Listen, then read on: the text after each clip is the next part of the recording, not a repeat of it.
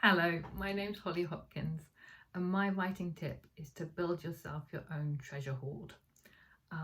Sometimes when I sit down to write, I carve myself time to write.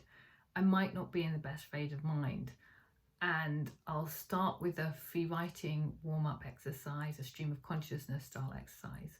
But sometimes that won't work. And when it doesn't work, I go to my own treasure hoard, which for me is this box of postcards, which I have been collecting since forever. Certainly since I was a teenager, although I don't think I was using them for writing then.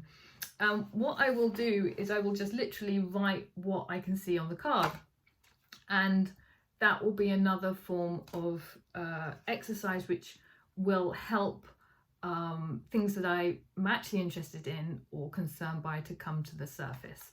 And usually it'll be another throwaway exercise, but it gets me to where I want to be. Sometimes I'll have a card in the box which will throw up a poem that's actually a keeper. This card, for example, has a picture of Lady Godiva on it, and this led to a poem that actually ended up in my collection, The English Summer. Lady Godiva is a very, very popular figure in art because she gives men an excuse to paint pictures of naked ladies. And this is a particularly ridiculous example because they haven't even bothered with the horse or anything that would make her into Lady Godiva.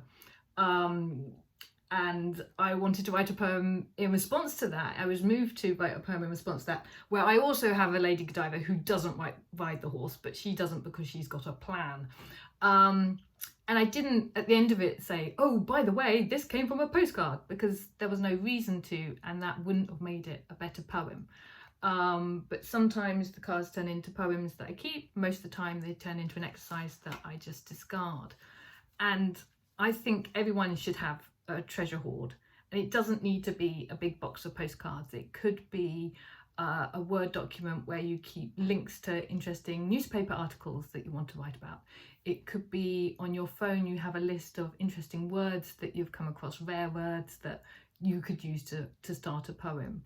But what I think is important is if you're somebody who has to carve out time to write and might not always be able to write in those best moments when you're first struck by inspiration, that you have some kind of hoard which you maintain, where you put things which will get you writing when you have the chance.